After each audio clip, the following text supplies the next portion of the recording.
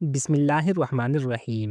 روزہ رکھا، تراویح بھی پڑھ لی، لیکن کیا کہیں ایسا تو نہیں کہ ہم اپنا اجر خود ضائع کر رہے ہو؟ رمضان میں یہ 3 غلطیاں انسان کو خالی ہاتھ بھی کر سکتی ہے۔ نمبر 1، روزہ رکھ کر بھی گناہ جاری رکھنا۔ حضرت ابو ہریرہ رضی اللہ عنہ روایت کرتے ہیں، رسول اللہ صلی اللہ علیہ وآلہ وسلم نے فرمایا، جو شخص جھوٹ اور برے عمل کو نہ چھوڑے، اللہ کو اس کے بھوکا پیاسا رہنے کی کوئی حاجت نہیں۔ صحیح البخاری حدیث نمبر 1903۔ صرف بھوک پیاس نہیں، کردار کی اصلاح بھی ضروری ہے۔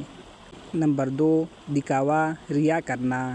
حضرت ابو ہریرہ رضی اللہ عنہ روایت کرتے ہیں، رسول اللہ صلی اللہ علیہ وآلہ وسلم نے فرمایا، اللہ تعالیٰ فرماتا ہے، میں شرک سے سب سے زیادہ بے نیاز ہوں۔ جو شخص کوئی عمل کرے اور اس میں میرے ساتھ کسی اور کو شریک کرے، میں اسے اور اس کے شرک کو چھوڑ دیتا ہوں۔ صحیح مسلم حدیث نمبر 2985۔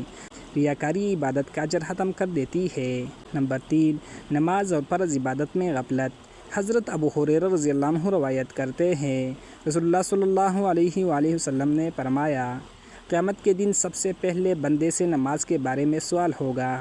سنن ترمذی حدیث نمبر 413۔ روزہ رکھ کر نماز چھوڑ دینا اجر کو خطرے میں ڈال دیتا ہے۔ قرآن پاک میں اللہ تعالیٰ فرماتا ہے، اے ایمان والو، اپنی خیرات کو احسان جتا کر اور تکلیف دے کر ضائع نہ کرو۔ سورۃ البقرہ آیت نمبر 264۔ رمضان صرف عبادت پڑھانے کا نہیں، بلکہ نیت اور کردار درست کرنے کا مہینہ ہے۔